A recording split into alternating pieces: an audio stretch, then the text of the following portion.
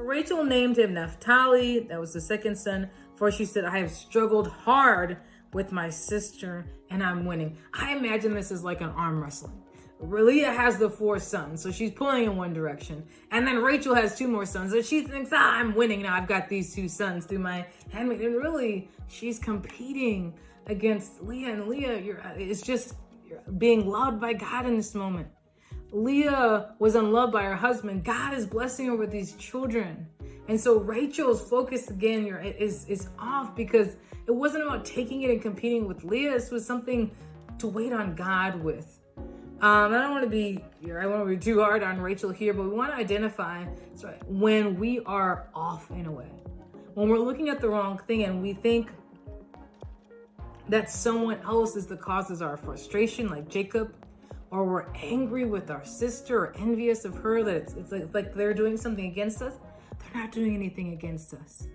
She desired to be loved and God loved her. And so he blessed her.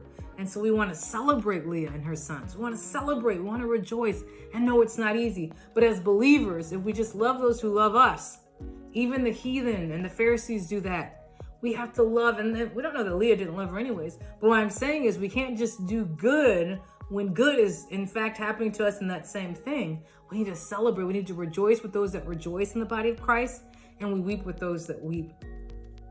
I was watching this show the other day. It's the Great British Baking Show Junior. And one of the little girls had gotten voted off and she was sad. She was crying. Another little girl had gotten Star Baker. And so the leaders of the show, they were so nice and kind. They came down and they were, like, oh, you've done such a great job. We're so proud of you. And they said, now we're going to celebrate your friend who's gotten Star Baker. And she pulled herself together and she celebrated her friend. That was so good because they could have spent the whole time massaging her wounds, but they fixed her up. They said, you did a good job. They restored her and said, okay, now that's enough. We're gonna, they didn't say it that brash. They said, let's go. Let's move on. And let's go to the next step. But they did it graciously.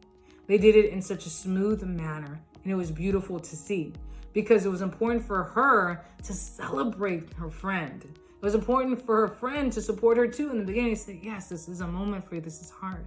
I'm weeping with you. And then it was to move into, okay, now let's rejoice with our friend.